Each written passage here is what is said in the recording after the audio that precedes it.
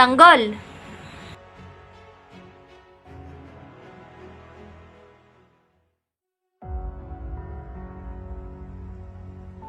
Ako, si Tanggol, 24 years old, at isang construction worker. Elementarya lang ang aking natungtungan at napilitang magtrabaho dahil sa kahirapan ng aming buhay. At ito ang aking kwento.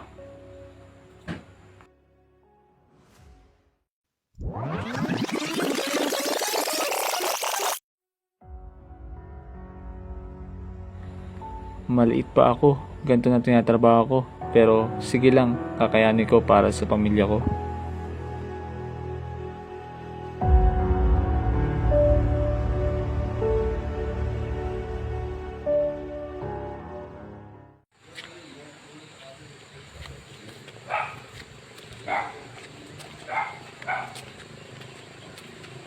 Merienda!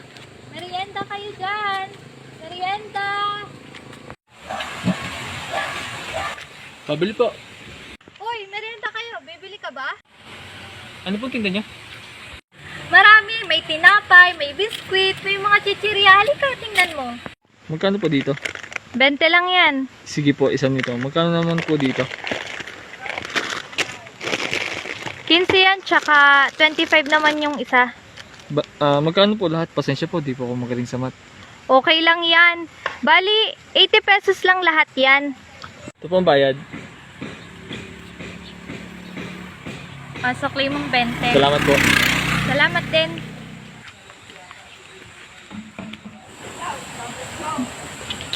Nautakan nata doon si Pogi.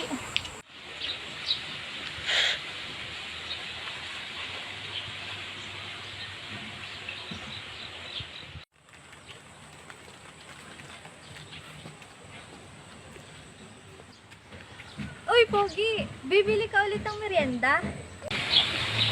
Sige po. Ano pong tinda niyo ngayon? Masarap po yung binibili ko po sa inyo. Ito, Pogi, tingnan mo. Magkano po ito lahat? 135 lang yan lahat. Ito po ang bayad. Pogi, kulang ka pa ng 35 pesos.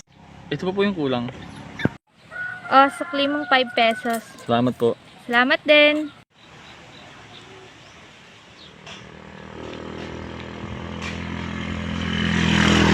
Tingnan mo, kulang na naman yung isinukli sa'yo. Talaga po ba?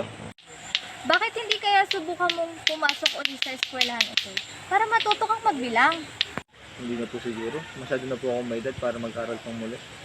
Ano ka ba? Try mo pumasok dun sa AS. Walang bata at matanda doon. Hanggat gusto mong matuto, pwede kang pumasok. Tamang-tama nandito si Mamoka. Ma'am, may enrollment po ba kayo ngayon para sa mga willing mag-aral uli? Sakto po, meron po tayong enrollment bukas para sa mga gustong bumalik sa pag-aaral uli. Tama-tama, Tanggol. Kailangan mo ito. Subukan mong mag-enroll ulit para hindi ka malamangan at maloko ng ibang tao. Oo, Tanggol. Magpunta ka sa aming paaralan bukas para ma-enroll kita. Tandaan mo, hindi hadlang ang edad para matuto kang muli. Sige po ma'am, maraming salamat po.